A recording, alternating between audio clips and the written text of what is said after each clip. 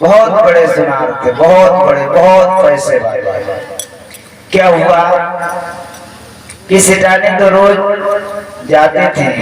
अभी हमारे दिव्य ज्योति जी ने भी एक सेठानी का चुटकुला आपको सुनाया था, लेकिन ये कलयुग की सत्य घटना है कि ऐसा हुआ तो कि इस दरबार में जो आता है, भागवत चल रही थी, सेठानी रोज सुनने जाया करते थे।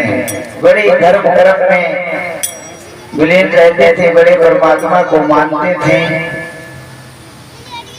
बहुत अवसर तो बहुत धर्म कर्म को माना करते थे। सेठानी सेठ जी से कहा कि ऐसा करो, आप चले जाओ। आप नहीं जाते हैं, लोग कहते हैं कि देखो सेठानी तो रोज कथा सुनने आती है। कथा सुनने का मतलब क्या होता है? तो जब सेठ जी से कहा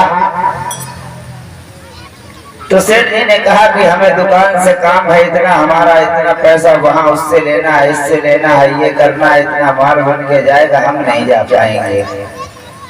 सेठानी ने सोचा कि सेठ जी इनके चक्कर में हमारा भी जीवन बेकार हो जाएगा, हमारी भी बंदी, क्योंकि आधा पुण्य पति का क्यों अर्धाग्नि कहलाती है। तो जो जैसे कर्म करता है उसका फल भी दोनों को ही भोगना पड़ता है। अगर आप किसी का पुत्र मर जाता है तो दोनों को दुख होता है, माँ को भी दुख होता है और पिता को भी दुख होता है। इसी तरह से ये अर्धाग्नि है, अर्धनारेश्वर भगवान का जो स्वरूप है, भगवान शंकर का, उन्होंने इस चीज को दर्शाया, यही बताया संसार को कि मतलब दोनों का, अगर पत्नी पाप करती है तो पुत्र का भागीदार, पत्नी पुण्य करती है तो पति भी उसके पुण्य का भागीदार हो जाता है।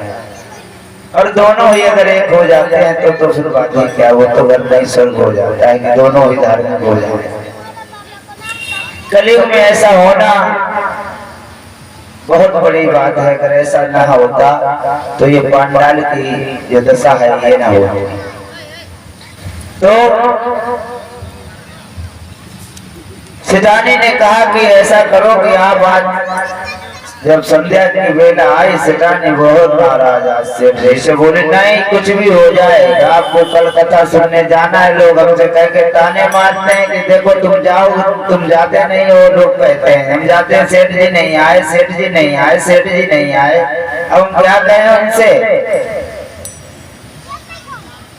तो सेठ जी ने सोचा अब तो बात गड़बड़ में पड़ गई, क्योंकि ये तो दुनिया जानती है कि आप दुनिया के चाहे मिनिस्टर हो, प्रधानमंत्री हो, इंस्पेक्टर हो या कोई भी कलेक्टर हो, लेकिन इनके ऊपर जब घर में जाते हैं तो फिर उन्हें जो है महारानी के कुछ ना कुछ तो समझ गए होंगे आप लोग कि हम क्या कहना चाहते हैं, कि वहां उन्हीं का राज्य चलता है।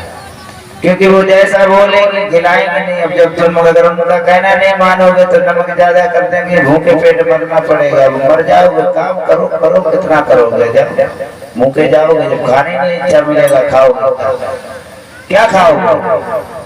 अब सेठ जी ने सोचा कि अब जाना तो पड़ेगा भैया, कथा हो रही है, हम जाएंगे भाई। सेठ जी तैयार हुए और फौरन कथा के लिए चल दिए दूसरे दिन।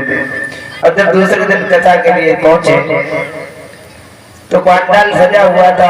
जैसे ही लोगों ने देखा इतने बड़े सेठ, अरे सेठ जी आ गए आ गए आ गए आ गए आ गए। उधर व्यास जी भी कथा पर बैठे हुए थे, उन्होंने भी कहा आइए आइए आइए आइए।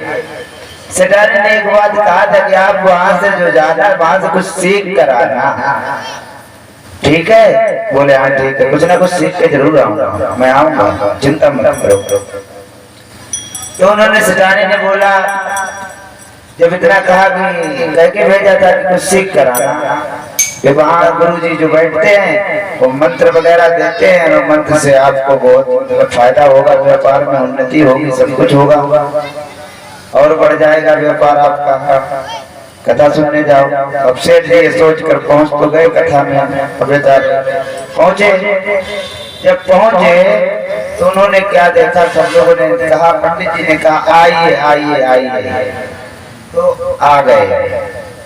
बैठ भी गए। कहा बैठिए, दो शब्द कहे, एक कहा आइए। ध्यान रखना इस बात का, बाद में आपको अर्थ समझ में आएगा। एक तो लोगों ने कहा कि आइए आइए आइए, और दूसरा पंडित जी ने कहा आइए आइए। जैसे अब हम यहाँ बैठे, कोई हमारे बुजुर्ग आ जाए, कोई बड़ा अगर आदमी आता तो हम भी कहेंगे आइए भाई आइए, हमारा प्रशासन आ गया। कोई चीज ऐसे हो तो कहना पड़ता है। कोई आता है, कोई नेता आ जाता है तो कहना पड़ता है कि आइए, इनको सम्मान दीजिए, बैठाइए। तो उनसे भी कहा कि आइए आइए आइए, और दूसरा बैठिए। दो शब्द हो गए। अब सेठ जी कथा में तो बैठ गए। जो लोग अपने घरों से कथा सुन रहे, जरा कथा की तरफ सिर्फ ध्यान देना, वहीं से सुनते रहो, कोई दिक्कत नहीं। नहीं आ पा रहे कोई बात नहीं, कान लेके इधर ही रखना। क्या हुआ कि अब जब आ गए, आइए और बैठिए, दो शब्द ये हो गए। सेठ जी आए तो जैसे ही बैठे, पंडित जी ने थोड़ा अपना तब तक संस्कृत का पाठ जिसे किया, थोड़ा तो उनके समझ में कम आया, तब तक उन्हें नींद आ गई। नींद आ गई तो सेठ जी सो गए। सेठ जी सो गए। अब सेठ जी जब सो गए, अब क्या हुआ कि कथा हो गई खत्म, आरती हो गई, प्रसाद बट गया, सब कुछ हो गया। सेठ जी सोते रहे। सेठ जी सोते रहे। बाद में एक लोगों ने, जानने वाले, उन्होंने सेठ जी उठो, क्या कर रहे हो सेठ जी? अरे सेठ जी उठो, कथा खत्म हो गई है, जाइए। खत्म हो गई?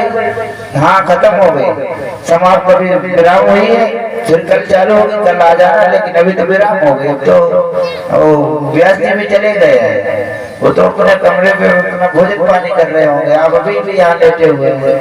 इतनी नींद, अरे भी नींद आ गई थी। थोड़ा सुनी थी हमने, सुनी थी कथा सुनी थी, लेकिन नींद आ गई। वो आ जाते हैं अभी, ठीक है, चलो कोई बात नहीं। अब इन्होंने सोचा कि सेठानी ने कहा था कि कुछ लेके आना कथा से मन, तो क्या मंत्र लाए? अब हम तो वहां सो गए थे, क्योंकि अपनी बात अपनी तो जान सकते हैं, दूसरा तो जानेगा नहीं, अपनी जाने। तो अपनी बात सेठ जी ने सोचा कि गए तो थे, लेकिन वहां से मंत्र क्या ने बताए इनको। हम सेठानी को सोचा कि रात में मंत्र का जाप करेंगे आज, कल याद करके। आज तो सेठानी सो गई है, कोई बात नहीं, आज नहीं पूछेंगे, कल पूछेंगे। तो कल की तैयारी आज कर लेते हैं। तो सेठ जी उधर क्या हुआ, वहीं एक चोर रहता था, और सेठ जी की जो तिजोरी थी वहीं सेठ जी सोते थे। उसके बगल वाला जो कमरा था, उस कमरे में ही उनकी तिजोरी और सारा धन दौलत, दुनिया का हीरा मोती सब कुछ वहीं भरा हुआ था। अब वो चोर आया। अब इधर सेठ जी ने सोचा, चोर आया चुपके चुपके, अंधेरा था थोड़ा थोड़ा, लाइट का जमाना नहीं इतना था, लाइट नहीं थी, ऑफ कर दी गई।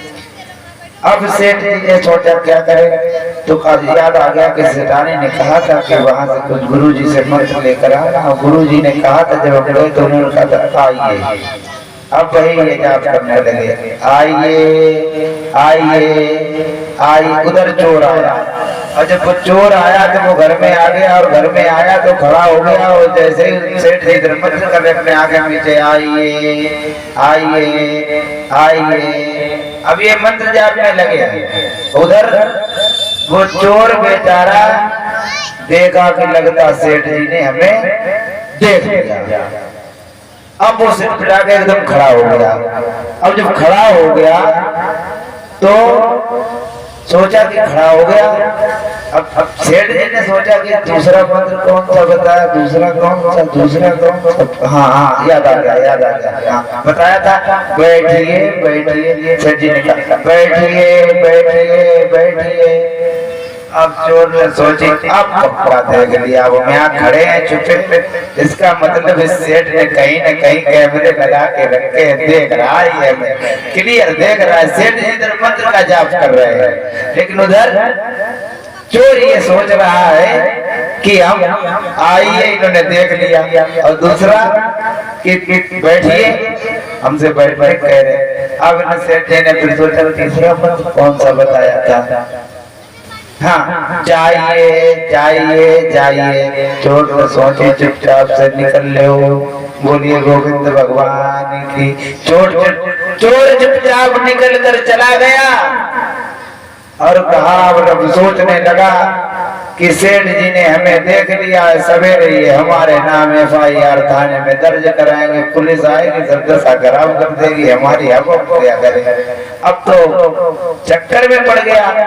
उसने जितना धन माल खजाना था उठाया, सारा कुछ अपना चुराया हुआ और सेठ जी के जाके चरणों में रख दिया, पटक दिया। कहा, प्रभु आप सब कुछ ले लो, सब कुछ ले लो, लेकिन थाने मत जाना, इतना ध्यान रखना।